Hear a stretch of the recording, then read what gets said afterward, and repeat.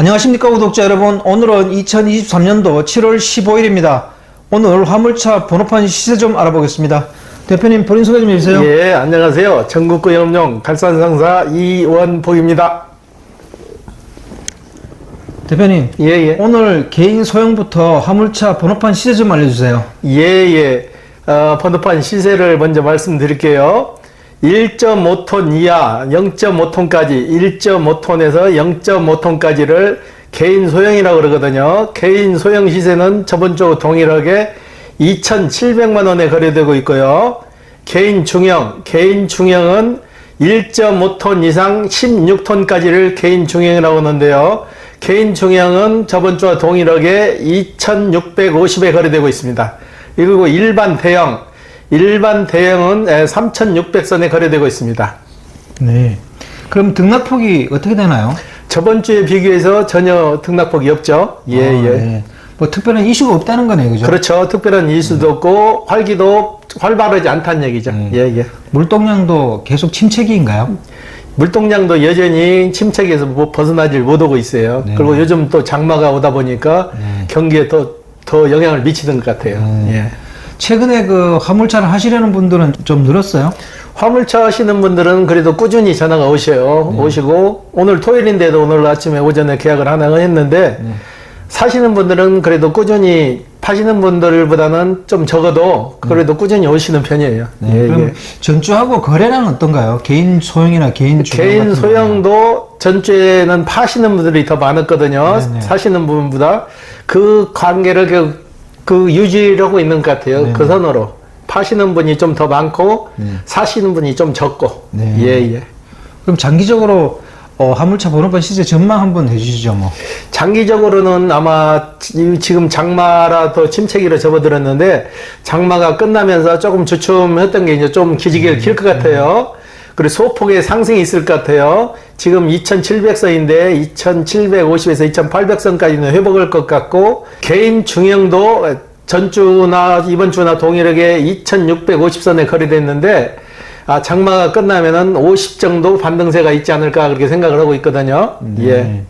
대표님. 예. 궁금한 게 있는데 저번에 한번 얘기하셨는데 화물차 번호판 사는 가격하고 파는 가격이 다르다고 그랬잖아요. 예. 일반 분들이 생각하실 때는 제가 유튜브 나와가지고 오늘 시세가 뭐 2,700만 원입니다. 그렇게 말씀드리는데 파시는 분들도 그렇게 생각을 하시는 거예요.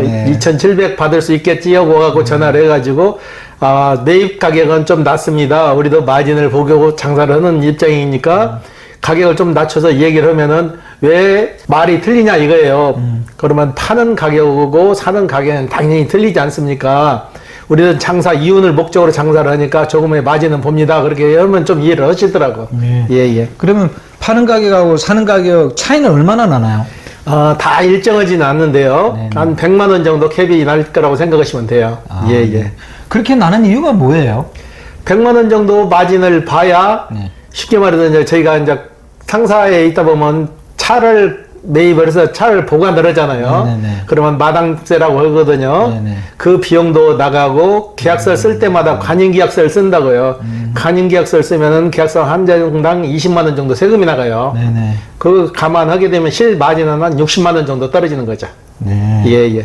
그러면 전국적으로 그 가격은 동일해요? 가격은 이건 정찰제가 아니고 동일하진 않아요. 사람마다 재량에 따라서 좀 더 싸게도 매입하고 좀 비싸게도 팔고 그러는데 일반적인 표준 상식을 제가 말씀드리는 거예요. 거래되는 표준 가격을.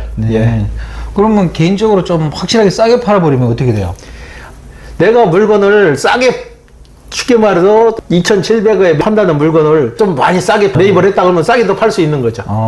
시장 형성에 따라 움직이는 거니까. 뭐 그런 시장이 딱 형성되어 있고 어떻게 그 가격이 형성되는지 그건 좀 알 수 없나요? 가격 형성은 그때그때 다르는데 파시는 분이 많잖아요. 파시는 분이 많고 사시는 분이 적으면은 가격은 자연히 떨어지겠죠. 적체가 되니까. 그 역으로 파시는 분이 적고 사시는 분이 많으면은 가격은 올라가는 거죠. 쉽게 말해서 2,700에 거래됐는데 매물이 사시는 분이 더 많으면은 파시는 분다 사시는 분이 많으면은 아무래도 품귀 현상이 나잖아요. 그러면 가격은 자동으로 상승되는 거예요. 예. 혹시 영업용 자동차 판매 협회에서 그런 번호판 가격을 가지고 공시를 하는 건가요? 그런 공시는 없어요. 네. 전국적으로 크게 그 매매하시는 분이 손가락 꼽으라면 한 10분 정도 돼요. 네. 대형으로 하시는 분들. 네. 이분들이 갖고 있는 매물, 네. 쉽게 말해서 보유 대수죠. 네. 번호판을 A라는 사람이 뭐 10개를 갖고 있고 B라는 사람이 10개를 갖고 있고 다 전국적으로 분포가 되잖아요. 네.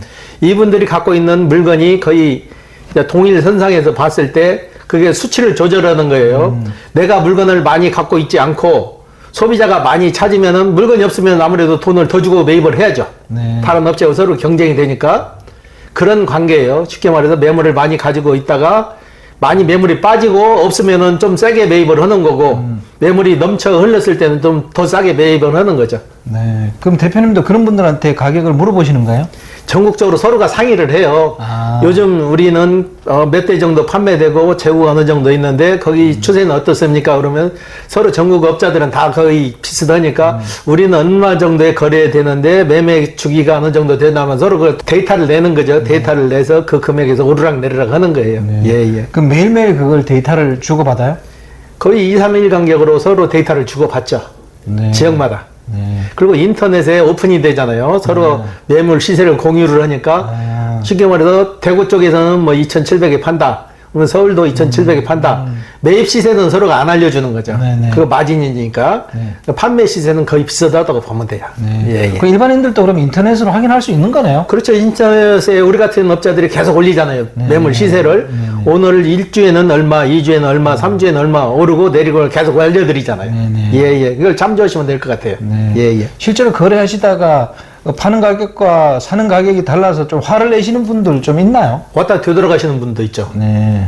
처음에는 이해를 못 하셔가지고 너희가 2,700에 판다고 그랬는데 왜 내가 오니까 2,700을 안 주냐 2,700 달라 하면은 우리가 2,700에 매입해서 2,700에는 팔 수 없는 거잖아요. 그렇죠. 그 과정을 설명을 하면은 이해하시는 분도 있고 이해를 못 하시고 그냥 되돌아가시는 분도 있고 그래요. 예. 그건 그렇고 대표님 요즘 1톤 화물차 신차 출고가 원활한 편이에요? 1톤 화물차 출고는 완전히 지금 정지 상태예요. 정지 상태고 이제 주문도 안 받아요. 주문도 안 받고 차종이 바뀌어요. 네. 지금 앞에 포터나 봉고차 보면은 본넷이 없잖아요. 네네. 본넷이 없고 의자 밑에 엔진이 들어가 있잖아요. 네네.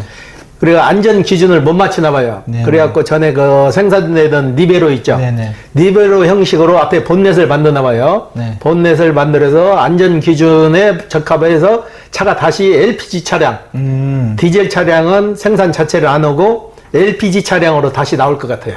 네. 예, 그럼 예. 차값도 올라가겠죠? 아무래도 좀 올라가겠죠.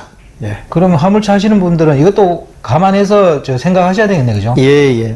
네, 그러면 그 정도 이렇게 차량 안전장치를 갖추면 차량 가격은 얼마나 상승할 것 같아요? 크게는 못 올리고 한 200만 원 정도는 올라가지 않을까 그래 생각해요. 네네. 예. 그럼 단종을 시키면 아예 주문을 안 받는다는 거 아까 얘기하셨잖아요. 예. 그럼 그 기존에 기다리던 분들은 어떻게 해야 돼요? 기존에 주문 들어간 거에 한해서 뭐 생산을 하고 나중에 안 되는 방향도 있고 그건 메이커에서 아직 결정을 확실히 안 냈으니까 그거 모르겠어요. 개인 택시도 마찬가지잖아요. K5나 소나타가 그렇게 갑자기 단종 되리랑 누가 생각도 안 했잖아요. 네. 메이커에서 일방적으로 단종시키면 시키는 거죠. 네. 소비자들 계약했던 사람들 다 일방적으로 그냥 파기가 되는 거잖아요. 계약이. 네. 그런 현실이에요. 네. 예.